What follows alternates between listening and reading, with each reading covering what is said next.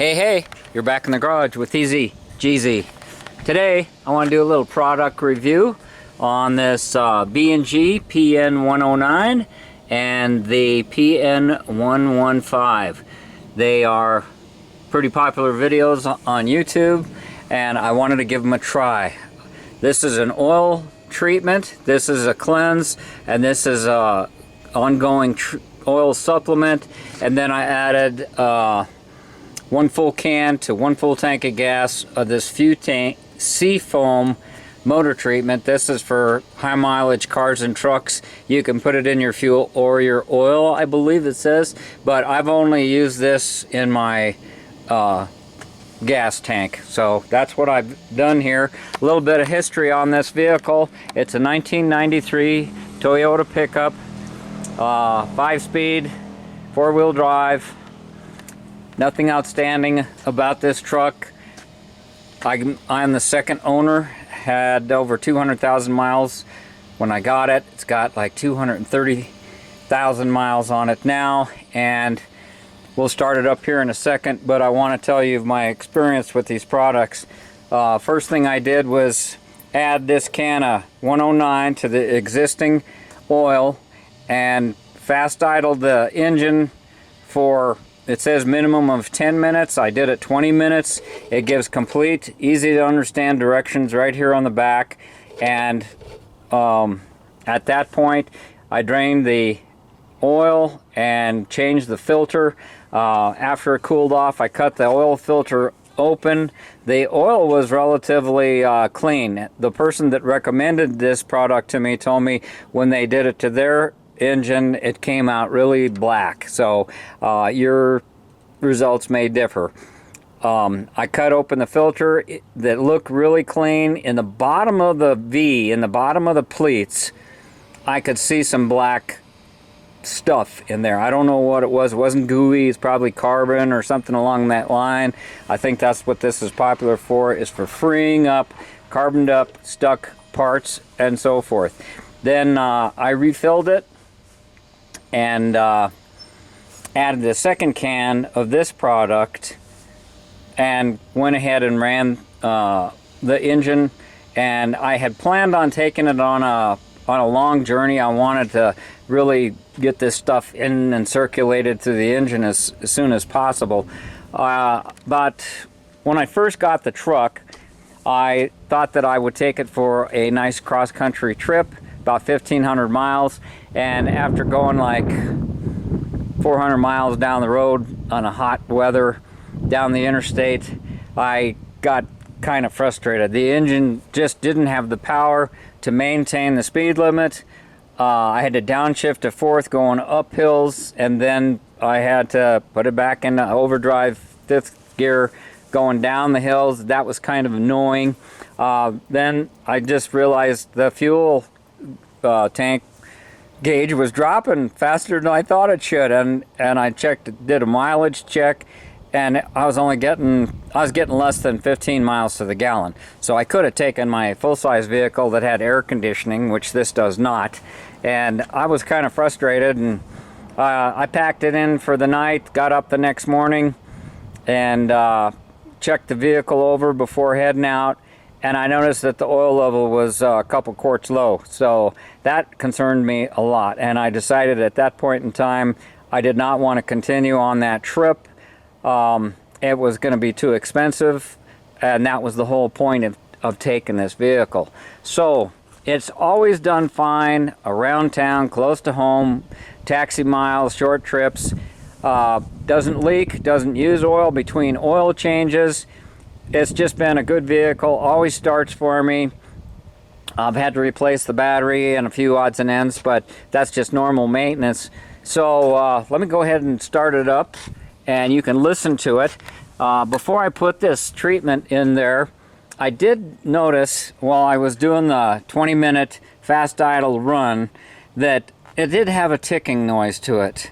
And I've always noticed it's kind of got a ticking noise to it, but I drive air-cooled Volkswagen cars a lot, and there's always a ticking noise back there. So, except they leave a little mark every time they stop. So here's my vehicle. The odometer on this model of truck is kind of intermittent, and that is because of possible shorts and things in the dashboard, the way I understand it. I'm going to go ahead and start it. Engine is cold, relatively cold, so it's fast idling a little bit. Normally it idles around 600 RPM.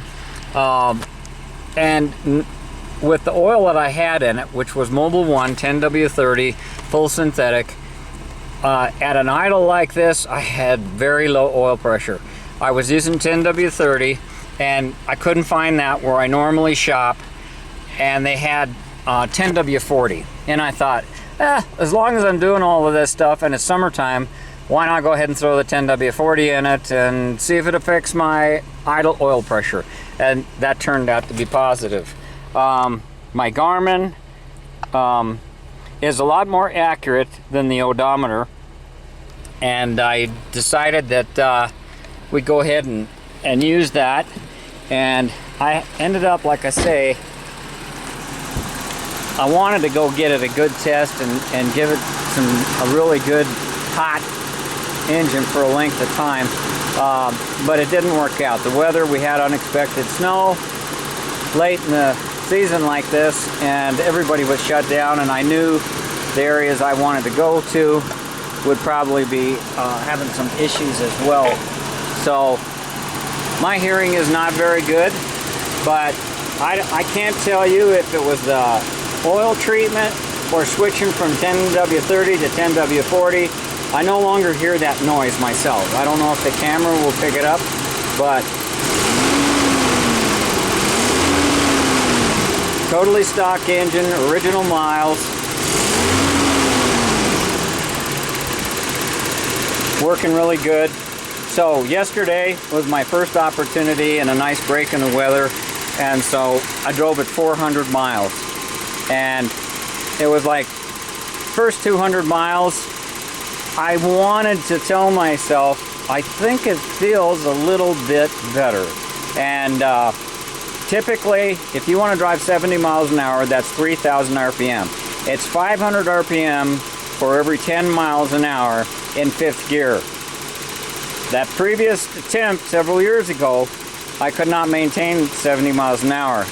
This time, it seemed to do better. The same road, climbing the same hills, had to downshift a couple of times, but for the most part, this thing was working good, and I was kind of excited to find out what my mileage was going to be. So at about 200 miles, I stopped and topped off the gas, did the math. Came out to be 25 miles per gallon, and I was staying in between 2,500 and 3,000 RPM most of the time.